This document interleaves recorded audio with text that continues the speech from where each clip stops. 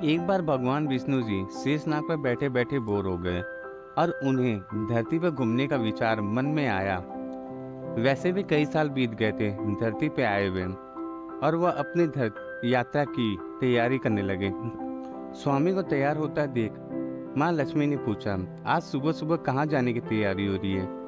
विष्णु जी ने कहा, हे लक्ष्मी, मैं धरती लोक पर घूमने जा रहा हूँ। तो कुछ सोचकर लक्ष्मी माँ ने कहा, हे देव, क्या मैं भी आपके साथ चल सकती हूँ? भगवान विष्णु ने 2 पल सोचा, फिर कहा, एक शर्त पर। तुम मेरे साथ चल सकती हो। तुम धरती पर पहुंचकर उत्तर दिशा की ओर बिल्कुल मत देखना। इसके साथ ही माता लक्ष्मी ने हाँ कहकर अपनी मनवा ली, और सुबह सुबह माँ लक्ष्मी और विष्णु भगवान धरती पर पहुंच गए। अभी सूर्यदेव निकले रहे थे। रात को बारिश होकर हटी थी। चारों ओर हरियाली ही हरियाली थी। उस समय चारों ओर बहुत शांति थी और धरती बहुत ही सुंदर दिख रही थी। और माँ लक्ष्मी मंत्रमुग्ध होकर धरती को देख रही थी और भूल गई कि पति ने क्या वचन देकर आई, और चारों ओर देखते हुए कब उत्तर दिशा की ओर देखने लगी पता ही नहीं चला। उत्तर दिशा में माँ लक्ष्मी को एक बहुत ही सुंदर बगीचा नजर आया, और उस तरफ से भीनी भीनी खुशबू आ रही थी और बहुत ही सुंदर सुंदर फूल खिले थे। यह एक फूलों का खेत था, और माँ लक्ष्मी बिना सोचे समझे उस खेत पे गई और एक सुंदर सा फूल तोड़ लाई। लेकिन यह क्या, जब माँ लक्ष्मी भगवान विष्णु के पास आई तो भगवान विष्णु की आंखों में आंसू थे, और भगवान विष्णु ने माँ लक्ष्मी से कहा कि कभी भी किसी के बिना पूछे उसके कोई भी सामान लेना नहीं चाहिए, और साथ ही अपना वचन भी याद दिलाया। माँ लक्ष्मी को अपनी भूल का पता चला तो उन्होंने भगवान विष्णु से इस भूल की माफ़ी मांगी। तो भगवान विष्णु ने कहा कि जो तुमने भूल की है उसकी सजा तो तुम्हें जरूर मिलेगी। जिस माली के खेत से तुमने ये फूल तोड़ा है, यह एक प्रकार की चोरी है।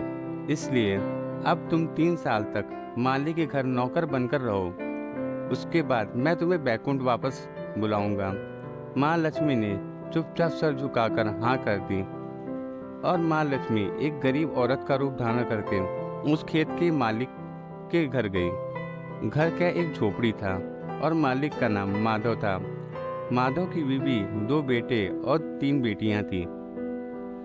सभी उस छोटे से खेत में काम करके किसी तरह गुजारा कर रहे थे। माँ लक्ष्मी जब एक साधारण और गरीब औरत बनकर जब माधव की झोपड़ी में गई तो माधव ने पूछा, बहन तुम कौन हो और इस समय तुम्हें क्या चाहिए?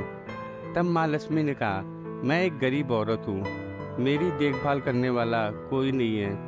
मैंने कई दिनों से खाना भी नहीं खाया है, मुझे कोई काम दे दो, साथ ही मैं तुम्हारे घर का काम कर दिया करूँगी। बस मुझे अपने घर में एक कोने में आसरा दे दो। माधव बहुत ही अच्छे दिल का मालिक था, उसे दया आ गई, लेकिन उसने कहा, बहन मैं तो बहुत ही गरीब हूँ, मेरी कमाई से मेरे घर का खर्चा मुश्किल से ही चलता है। लेकिन अगर मेरी 3 बेटी की जगह 4 बेटियां होती तो भी मैं गुजारा करना था। अगर तुम मेरी बेटी बनकर जैसा रूखा सूखा हम खाते हैं उसमें खुश रह सकती हो तो बेटी अंदर आ जाओ। माधव ने माँ लक्ष्मी को अपने झोपड़ी में शरण दे दी, और माँ लक्ष्मी 3 साल तक उस माधव के घर पर नौकरानी बनकर रही। जिस दिन माँ लक्ष्मी माधव के घर आई उसके दूसरे दिन से ही माधव की इतनी आमदनी हुई फूलों से कि शाम को एक गाय खरीद ली। फिर धीरे धीरे माधव ने काफ़ी ज़मीन खरीद ली और सबने अच्छे अच्छे कपड़े भी बनवा लिए, और फिर एक बड़ा पक्का घर भी बनवा लिया। बेटियों और बीवी के गहने भी बनवा लिए, और अब मकान भी बहुत बड़ा बनवा लिया था। माधव हमेशा सोचता था कि मुझे यह सब इस महिला के आने के बाद मिला है। इस बेटी के रूप में मेरी किस्मत आ गई है। और अब 2-4 साल बीत गए थे, लेकिन माँ लक्ष्मी अब भी घर में एक औरत खेत में काम करती थी। एक दिन माधव जब अपने खेतों से काम खत्म करके घर आ रहा था तो उसे अपने घर के सामने द्वार पर एक देवी स्वरूप गहनों से लदी एक औरत को देखा। ध्यान से देखकर पहचान गए अरे ये तो मेरी मुंह बोली चौथी बेटी यानी वही औरत है। और पहचान गया, यह तो माँ लक्ष्मी है। अब तक माधव का पूरा परिवार बाहर आ गया था और सब हैरान होकर माँ लक्ष्मी को देख रहे थे। माधव बोला, माँ हमें माफ कर दो, हमने तेरे से अनजाने में घर का और खेत का काम करवाया है। माँ यह कैसा अपराध हो गया। माँ हम सबको माफ कर दो। अब माँ लक्ष्मी मुस्कुराई और बोलती है, माधव तुम बहुत ही अच्छे और दयालु व्यक्ति हो। तुमने मुझे अपनी बेटी की तरह रखा, अपने परिवार के सदस्य की तरह से।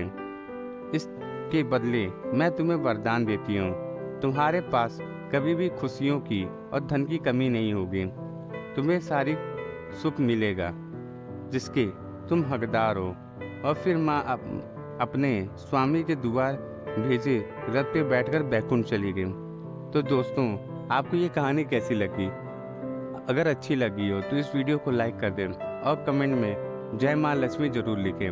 और चैनल पे नए हो तो चैनल को जरूर सब्सक्राइब कर दें, क्योंकि मैं ऐसी ही कहानियाँ इस चैनल पे लाता हूँ। धन्यवाद।